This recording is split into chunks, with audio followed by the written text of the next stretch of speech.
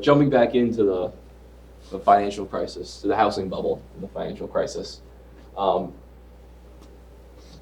yeah, last time we stopped with the adverse incentives for all the different parties leading up to the crisis. Um, for something as bad as the financial crisis, it's not just like one person or one institution that messed up. There's a lot of things coming together to create this sort of catastrophic event. But going back, looking at the housing market specifically, there was a policy by the government for over a decade to increase home ownership among the public. This dates back to the 1990s. Bill Clinton was the first president to require Freddie and Fannie to increase the number of affordable home loans. By affordable home loans, that means subprime, people that have poor credit or an insecure income stream. So the probability of default is higher than a typical borrower. By 2007, 55% of the mortgages owned by Freddie and Fannie had to be subprime. So you can imagine this is a strong encouragement for Freddie and Fannie to own them. Because they don't originate all these mortgages, they need to buy them from someone. So then you have your commercial banks originating these subprime mortgages and then selling them to Freddie and Fannie.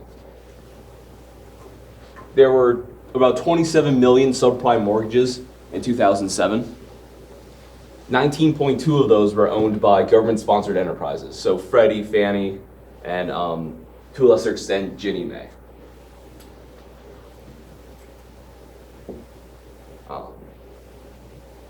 In the year 2008, 50% of home loans, like newly originated home loans, were subprime. And 2/3 of them were owned by Freddie, Fannie, and Ginnie. So you had this encouragement from the government for these government-sponsored enterprises to own as many subprime mortgages as possible. It was one of the displacements that kicked off the subprime mortgage lending boom.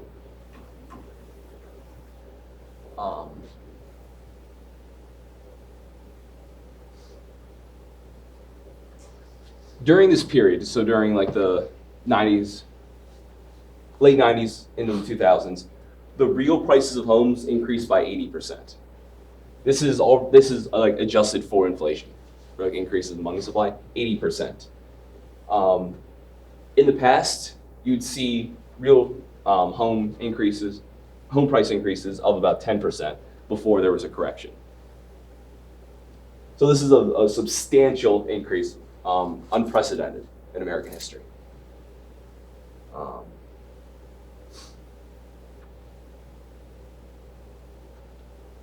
Another thing to note is that the average FICO score, like literally the credit score of mortgage borrowers from 2000 to 2005, increased from 713 to 721.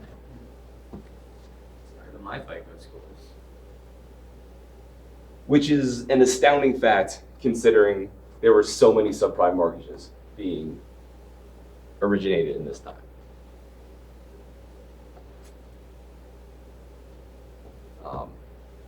Some, including Alan Greenspan, just 2 years after he stepped down as Fed chair, said that there were too many houses during the housing crash. And he quipped to Bernanke that they should just buy up the extra houses and burn them to help bring back housing prices. But there's a question as to whether that was true, whether there was too great of a supply. Here we have the Case-Shiller Housing Price Index. This covers the largest 20 cities in the United States, and it tracks the changes in the value of residential real estate. So I had it here from 2000 to 2010. You can see housing prices a little bit more than double from 2000 to the peak in 2006. You can definitely see the 80% real price of housing value increasing in this chart. they use the largest 20 metropolitan regions, first of all, because it's easy to gather the data from there, but because they consider them representative of the United States as a whole. It covers the entire geography of the United States, from like Boston to Miami to like, I don't know, Los Angeles. Also, if you select houses at random from like small towns, you pick Loretto, you might get, I don't know, the Schwab Mansion, or someone just outside of town that owns like an excavating company, instead of like the average home in the town. And because it's a small sample size, pretty likely to pick it, much more likely to pick an outlier than if you pick a bunch of houses from a large city. So that's some of the rationale behind them choosing those 20 metropolitan areas. However, it doesn't give the full picture of the United States, obviously. If there's something going on in those 20 cities that doesn't, I don't know, if it doesn't track the United States as a whole, they have some sort of different characteristics, you're going to have problems trying to translate that to the entire United States.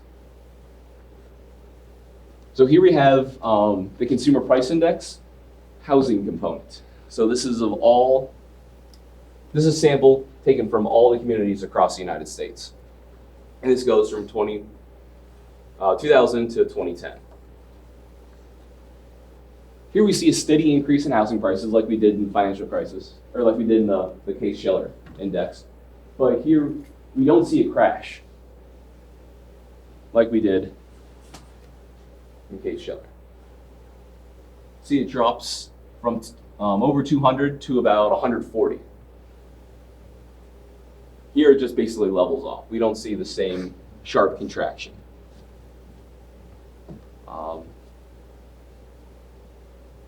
There were a lot of communities, like I grew up in Williamsport, Pennsylvania.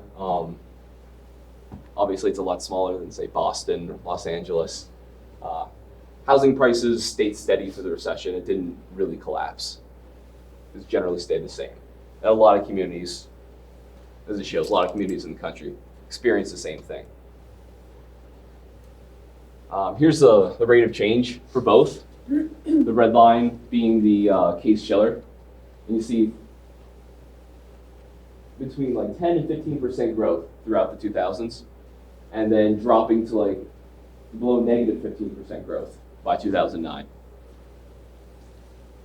Conversely, we see a much slower and steadier increase for the CPI housing component, and then it drops to like just a slight negative during the crash.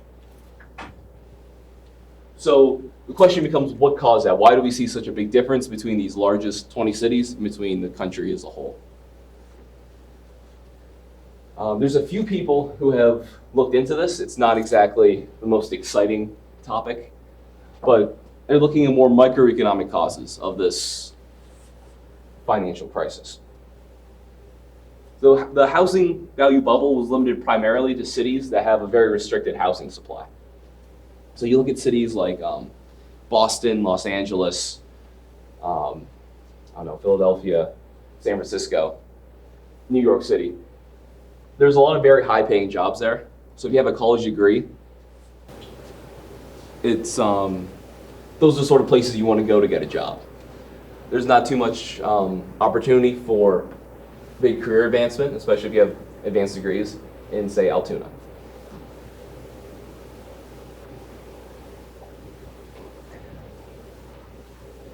However, you have a lot of very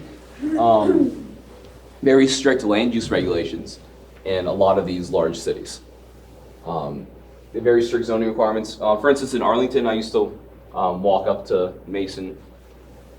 One of the houses, they wanted to tear it down and build a new one, but you're not allowed. They make it almost impossible to build a new house in Arlington with all the permits you have to go through and the process that takes years. So what they did, instead of building a new house, is they tore down the entire house except for the one outside wall. Dug out an entire new foundation, everything around it. Built a new foundation the other three sides, and built up a whole new house the other three sides, and on top. And you walked by, and it was literally just a wall, like a plain wall like this. Because technically they were just adjusting the previous structure. So if they built up around it and then knocked that wall down, and then built up a new wall? I don't know if they'd have been allowed to do that because they weren't keeping a part of the existing structure. What if they did it and the zoning guy didn't see it? Well, you can do anything you want if the zoning guy doesn't see it.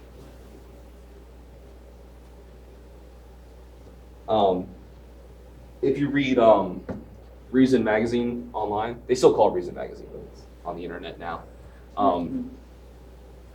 Usually once a week, they bring up an article about San Francisco or different New York, like communities like that, where they have these very strict laws where anyone in the community who disagrees with a new project can go before the zoning board and say, we don't want this here, we don't like this new change. And the person trying to open up a new falafel shop or trying to build a new apartment has to spend 6-8 months arguing before this board that they should be able to open up this new business or build this new building. The falafel shop one was funny because it was another falafel shop owner on this block that said they didn't want to change it, whatever that building was, into a falafel shop. Really just trying to limit their competitors. But it's the idea, oftentimes people that have especially highly valued real estate don't want cheaper housing being built next door to it. They see that erodes the value of their house, lowers the average housing prices in the area. So they try to erect as many barriers as possible to new housing being built. The abbreviation NIMBY is not in my backyard, is that basic idea is they don't want this stuff happening near them. Famously, George Lucas wanted to do something, I think it was on Skywalker Ranch, and the neighborhood, the rich people around him didn't want him to do it. So out of spite, he said, fine, I'm gonna put in Section 8 housing here. And then they all freaked out. They want low-income people living near them, so they acquiesced to his original demand.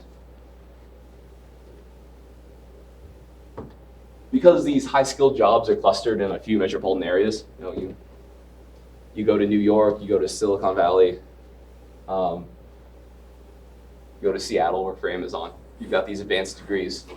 The demand for housing increases in these areas due to these demographic shifts. A ton of young people, highly skilled, going to be earning a lot of money, moving in.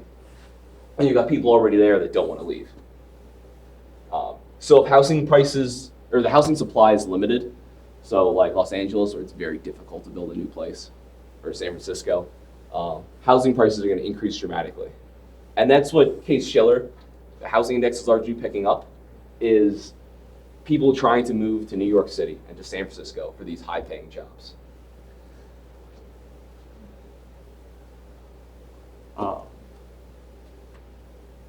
Oftentimes, the response is rent control. Local politicians enact rent control, so you cap their rent at a certain level. People live there, can't have their rent raised on them. But then they have little carve-outs that, yeah, but you can build these luxury apartments, and they don't follow rent control if they're large enough, nice enough, however they set it. So when you see in places, say like New York City, where they rent control, you see them build large luxury apartment complexes. It shifts production of that because there's no rent control there. Also, you have a lot of young, highly educated, high-income people moving in these areas, so they're more than willing to pay for large luxury apartments. You also have people flipping houses. I don't know if you guys were a little younger. Remember in the mid-2000s, house flipping shows on HGTV and TLC, there were a ton of channels that had them on, were huge. And they were in a ton of different big cities. Right? They were everywhere. People coming in, buying a rundown house, putting new drywall up, painting the walls, putting new sod down, and selling a house that they bought for $100,000 for $400,000.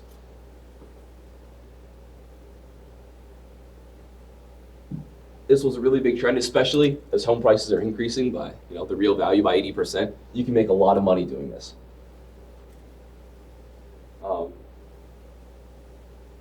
However, when the crisis first hit, what we saw is a lot of people flipping homes. Once the value eroded in the house, they just walked away from it bank foreclosed on because they defaulted. So a large portion of the first wave of defaults is also driven by people flipping houses in these few high-value metropolitan areas.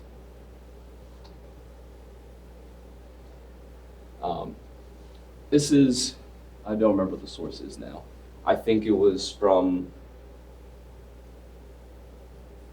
commentary on the Mercatus Center's website by one of their scholars. This is just the land use regulation growth over time. So things like zoning laws. You see, there's very few back in like 1940s when this starts, but it substantially increases, and we see a big jump in the growth here in the late 90s, going towards a crisis.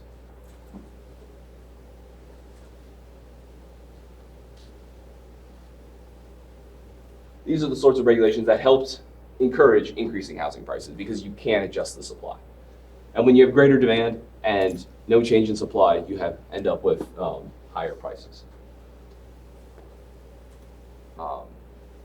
This breaks down the zoning regulations by county. So you can see California, the West Coast tends to have a lot of strict zoning regulations. Florida has a lot of zoning regulations.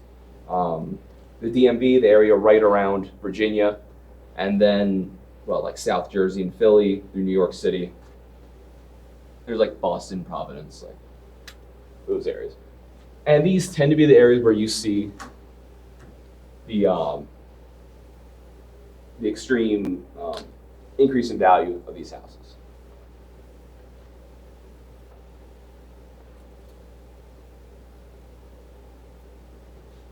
So right here, looking at the median annual rent and the median home price. Let me give an example of several cities here that they actually label. You can't really see because of the light. So down here is purple is 91. These are like orange ones are 2007, and then the green over here is 2015. You see Boston, New York City, San Diego, LA, San Francisco, San Jose. Closed access cities where they have very strict zoning laws and zoning regulations, they become outliers, that their the median annual rent and the median annual home price increase substantially compared to the other cities. They become outliers because they have such strict zoning regulations. Another interesting fact that goes along with the increase in the flipping of houses, home ownership didn't really change during the financial crisis. There's obviously an increase, but we're going from just over 67% to just over 69%. So it kind of, I don't know how to say this, it casts some doubt on the common narrative that homeownership drastically increased, that all these new people were for the first time buying houses during the housing boom.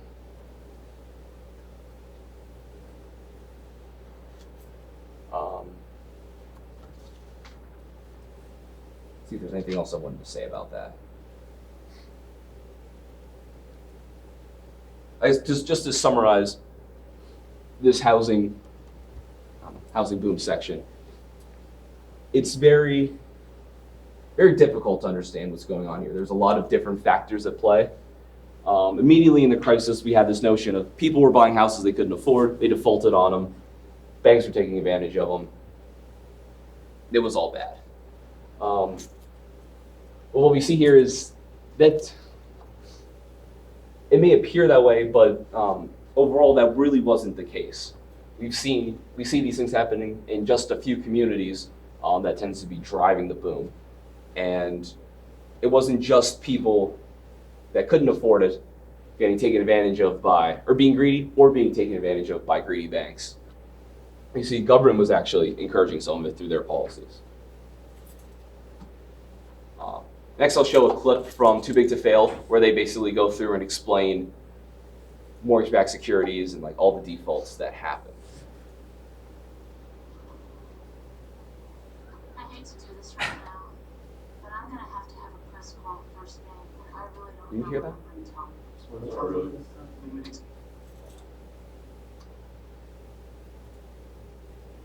That's up to 100%. That's up. I got this turned up all the way. You're gonna do it now. What? If you blue speaker. Wow.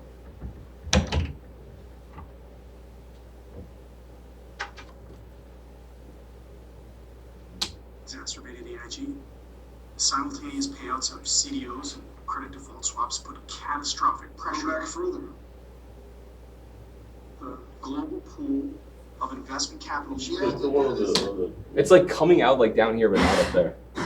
did you click the one on the bottom right? This? Yeah. Yeah, that's up all the way. All right. Well, I guess you can watch it on your own then. That blows.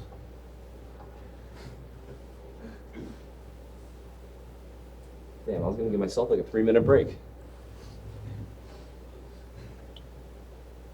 All right, so instead I'm just gonna sit here and stare at the wall for 3 minutes. We'll come back.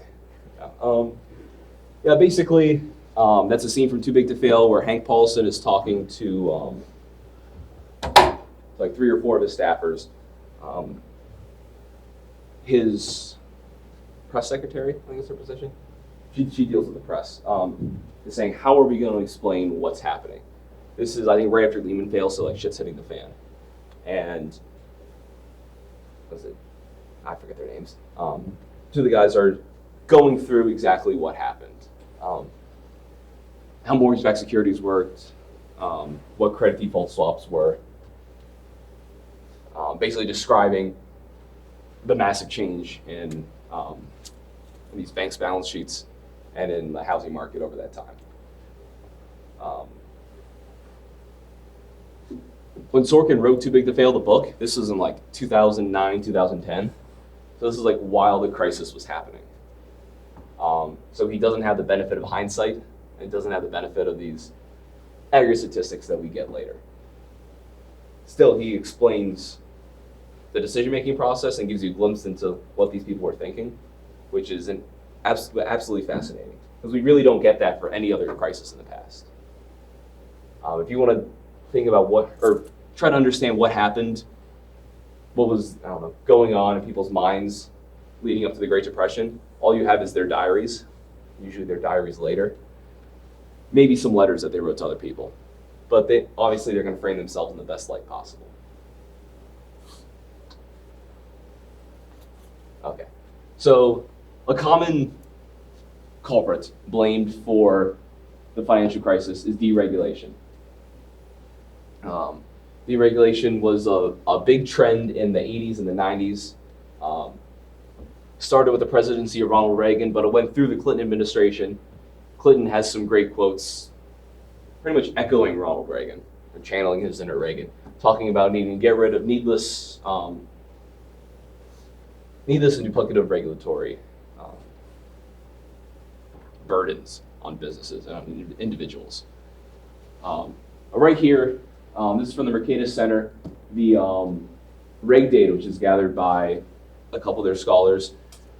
They basically use a machine learning algorithm to go through the federal code of regulations and pull out all the words that imply restrictions. So must, shall, words like that. The other way to measure the growth in regulations is just the total number of words in each regulation. They basically say the same thing, but this is trying to capture, not just length or the detail they go into, but actually the restrictions being put on them. Did you get this from that conference? No, but he talked about it at the whole conference. Patrick McLaughlin was my professor in grad school. Oh, really? Yeah, so for the one class, he just spent a week doing this, talking to us about it. And it was coming out when I was at Mercatus, so they talked about it all the Yeah, time. I like that. But here we see a steady growth over time in regulations on banks, on banking, and on commodities and security exchanges. So both parts that they talk about deregulation. In general, banks are becoming more regulated over this time, or financial institutions in general.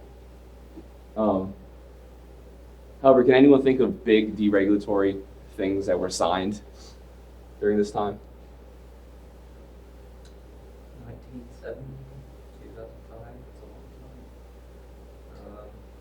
on banking regulation, Yeah. the 1998 Basel Accord. Well, that was increasing regulations. Oh, even decreasing. Yeah. Uh, I should have looked this up ahead of time. The only one that's jumping out to me is the removal of Glass-Steagall, which oh, took place in this time. Yeah. That was passed in response to the Great Depression, separating investment banking and commercial banking. So commercial banks couldn't get involved investing, like in the stock market. It was done in order to promote safety in the banking system. Basically, your bank couldn't bet all its money on increasing stock prices. Stock market goes down, suddenly that bank becomes insolvent, and you can't get your money out. On the one hand, it makes sense to do that because it happened in the Great Depression. On the other hand, it leaves banks less diversified, and it doesn't allow them to take advantage of the skills they have. So, and I don't remember even what year this was. I want to say it was in the 80s. That sounds like a Reagan thing to do. But they removed Glass-Steagall, allowing these banks, commercial banks, to get involved in investment banking activities. That is a substantial deregulatory action that changes the banking industry. But at the same time, they're still keeping regulations on, increasing regulations in different areas. So to say, it's tough to blame just deregulation in and of itself, especially if you're regulating in a way that's too strict or too burdensome. At the same time, there may be deregulatory policies that contribute to a crisis, that allow it to happen. But just to say that regulators completely took their hands off the financial system, I think is pretty inaccurate, especially because if you look at any area using reg data, and any sector of the economy, you see regulations increasing during this time. You see greater control by government regulators over the areas they're overseeing.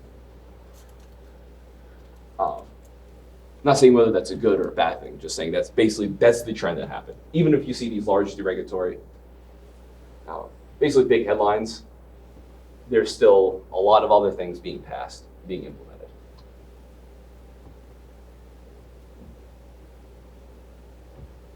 So, the effects of the financial crisis.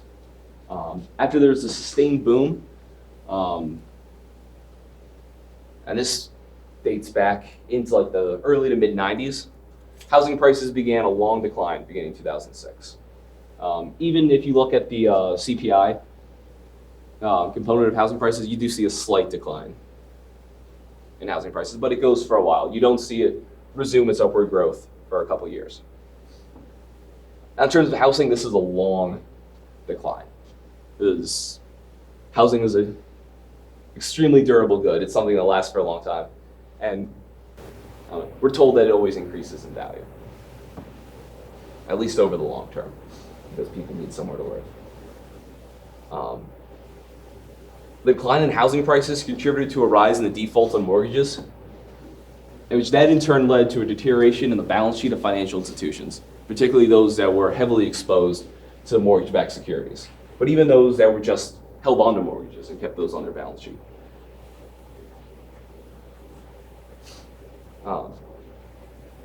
That's later, but there were several different types of defaults throughout the crisis, and they came in different waves.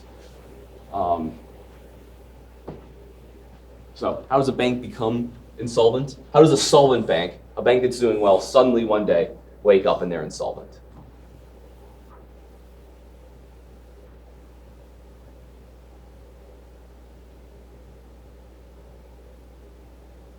Lots of people start defaulting. That's one way. Just the value of their assets in general decreasing. Or The value in that falls and their liabilities stay the same. They go from having a good cushion to suddenly not having enough money to meet all their liabilities. That's one of the reasons why Basel requires banks to keep a certain amount of capital on hand. and even before Basel, the United States, and the United Kingdom, their governments required financial institutions keep a certain amount of capital on hand to protect themselves against the value of their assets falling. Because you could have good assets, you could have the value be substantially higher than your liabilities, but the values of those suddenly and unexpectedly fall, and your liabilities stay the same, you're suddenly insolvent. And the second the market realizes that, there's going to be a run. Everyone tries to pull up their money because they don't want to be the last one left. So this deterioration of balance sheet of financial institutions in turn caused a run on the shadow banking system. Max, what's shadow banking? Oh, wow.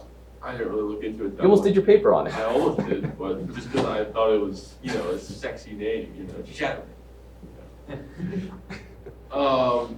Isn't it something along the lines of,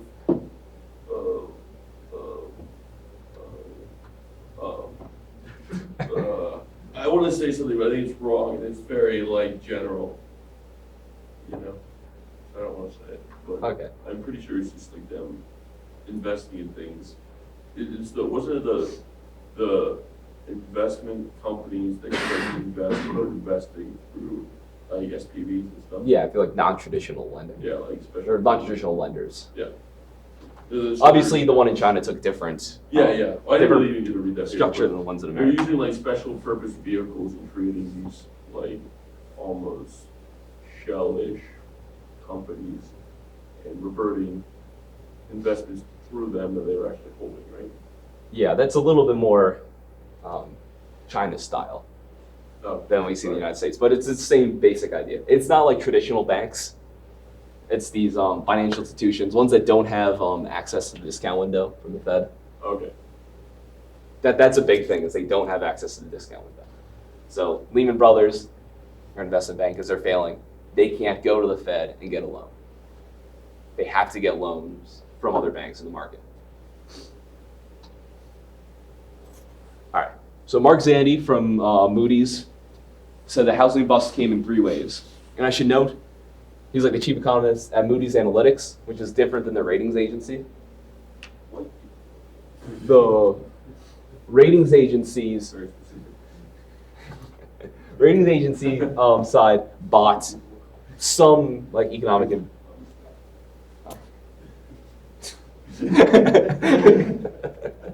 No, I'm distracted. I forgot to put that in there. Whatever. So the Moody's rating agency bought this other group of economic advisors or whatever, and that's what Moody's Analytics is. That's the guy that Barber got hammered Oh, yeah. and embarrassed us with last That guy year. was so smart. Yeah, that's he worked for Moody's Analytics, the other side, and they basically go through. Do they have another side now? They only have 2 sides: the ratings agency and the. What about, I got this information from Moody's, something or other. What can I find it in here? Moody's Investor Service. Pretty sure that falls under analytics, but I'm not. I don't know. I'm not gonna. Don't quote me on that. Okay. I know when I applied there, they just had analytics and rating agency. Yeah, that guy gave us his card, and I'm like, there's no way I could get here, especially after this. Yeah. So white people flipping houses. That's a reference to South Park last season. Where Randy starts a flipping show, but there was so many of them, there weren't any names left, so he just did white people flipping houses or white people renovating houses. One of the two. That's when he took all the white people waving Confederate flags to court because they were ruining his brand.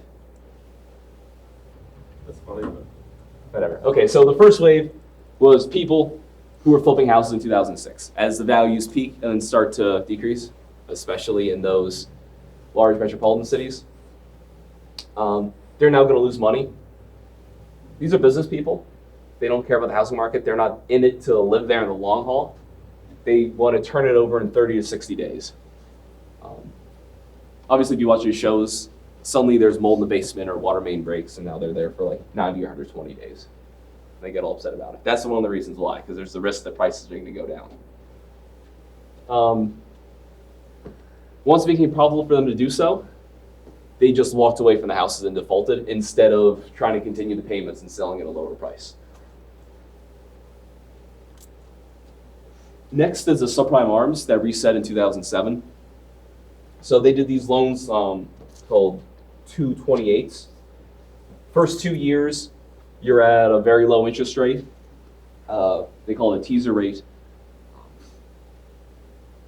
After 2 years, it increases to like a multiple of the 6-month LIBOR rate, which, like we said, is like it's like the British federal funds rate. It's like interbank lending. I had an example of, yeah. So payments like for the first 2 years would be like $350 a month for these houses. Pretty good for a mortgage. After those first 2 years, when the ARM adjusts up, the payments are like $1,200 to $1,500 on like that same, what was $350. So what was affordable at first now becomes unaffordable each month. When housing prices were steadily increasing, you could just refinance that using the equity you already have in your house. I mean, it's not a lot, but it's still more than when you put down like 1%. You can, remortgage it for a lower interest rate. So now your payments are, better than $1,500 a month, and they're affordable. Once housing values stop increasing, you can't really do that anymore. Especially when, as the federal funds rate is increasing like 2005, 2006. The third wave is the unemployed workers and underwater mortgages in 2007, 2008. These are, once the real economy starts to be affected by this, people start losing their jobs as aggregate demand falls. Excuse me. Workers lose their jobs. They're suddenly unable to afford their houses. So they default on their mortgages or they try to sell. Obviously, houses are like any other assets. Too many people try to sell, and it drives down the value.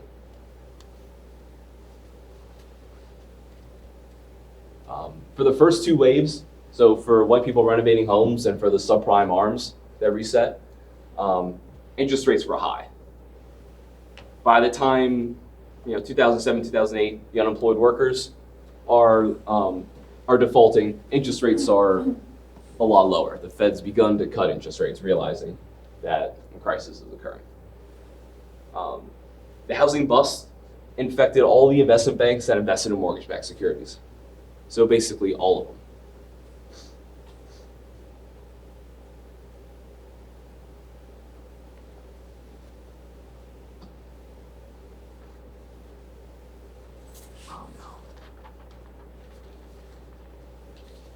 Okay, so as the financial crisis begins to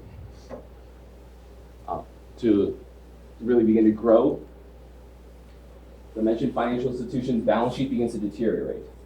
First, you see a write-downs of the values of their assets. So not only do they know themselves that the value has decreased, but now they have to actually come up with a new value for these. For these derivatives, especially the mortgage-backed securities, it was very difficult to try to value these, even at the time. There's a new accounting rule, the FAS 157. I don't know if you accountants in here know what that is. It was enacted in 2007. It required the daily marking to market value of illiquid assets that were previously not valued on the balance sheet. So these sort of mortgage-backed assets that they had. Before they didn't need to be valued, now they have to be valued, and they need to be valued every day. Once their balance sheets begin to deteriorate, they have to sell assets to try to raise enough capital to provide a buffer for further decreases. And as they become, as it's seen that they're in a weaker financial position, more people are going to be pulling their money from the banks. At the same time, they're restricting credit It starts with just like the riskiest, but it slowly moves up to people with very good credit, or firms with very good credit aren't able to get loans. The idea being that they need to minimize their risk. There was several high-profile firms that failed. There's a lot of other ones that failed, but Bear Stearns failed in March 2008. That investment bank ended up, it was purchased by JP Morgan.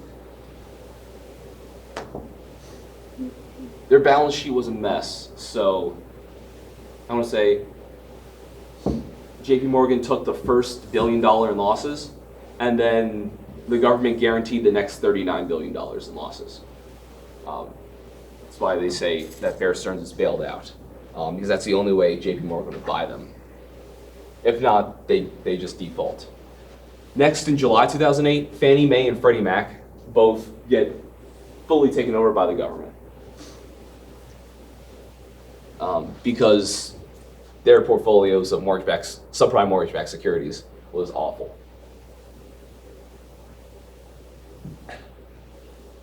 Then in September 2008, that's when shit really hit the fan. Lehman Brothers fails. This whole time, Dick Fuld believed that the mortgage market was going to rebound, believed that Lehman was a lot stronger than they really were, held on to the very end, and they ended up going bankrupt. That's when the head of the SEC called their board and told them to declare bankruptcy, because they didn't want them to wait until after the markets opened in, I think it was Asia. They wanted to be known before markets opened, so the markets didn't freak out and take down healthier banks. After that, Merrill Lynch and AIG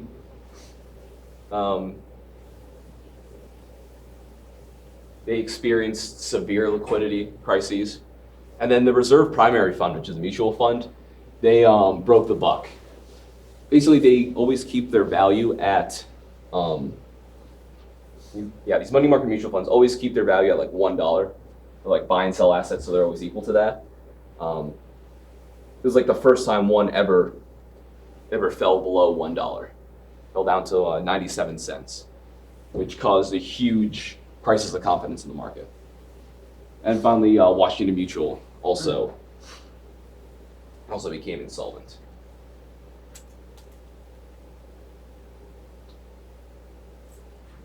So then Congress debated what they called the bailout package. September 29th, the House of Representatives voted down a $700 billion bailout package to give the Treasury that much money to provide to whatever financial institutions they thought needed the money, needed to be backstopped by that, to ensure that these solvent institutions wouldn't fail, or that they could be purchased by other solvent institutions. Finally, on October 3rd, they passed a similar version of the bill, and eventually Congress approved the $787 billion economic stimulus plan in February 2009.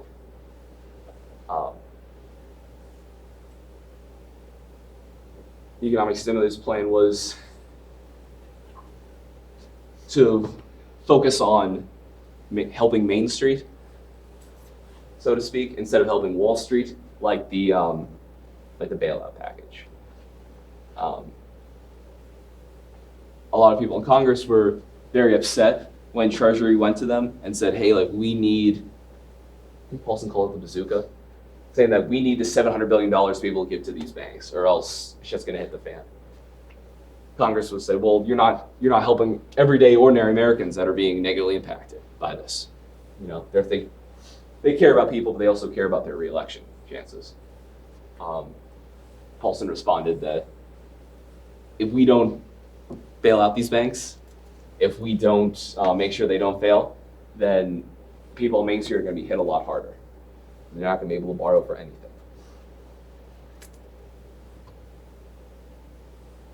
This just shows the stock market.